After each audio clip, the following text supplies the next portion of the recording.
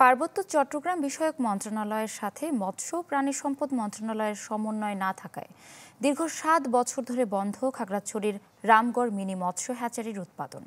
এতে একদিকে রেণুপোনার সংকটে স্থানীয় চাষিরা, অন্যদিকে নষ্ট হচ্ছে মূল্যবান যন্ত্রাংশও।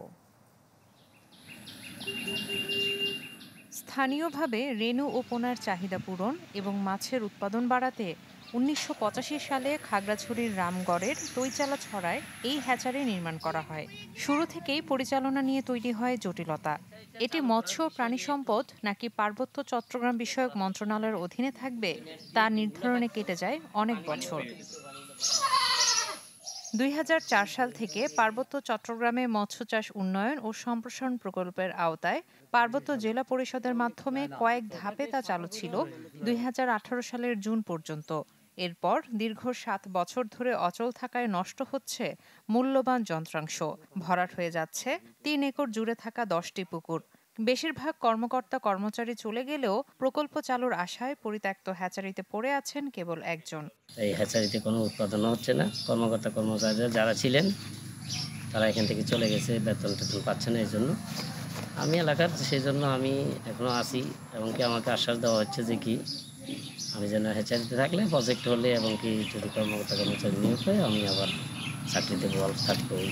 জেলায় প্রতি বছর ১৪,৭৪৪ টন মাছের চাহিদার বিপরীতে পোনা উৎপাদন হচ্ছে মাত্র ৪,৭৫৬ টন। পোনার অভাবে ব্যাহত হচ্ছে স্থানীয়ভাবে মাছ উৎপাদন।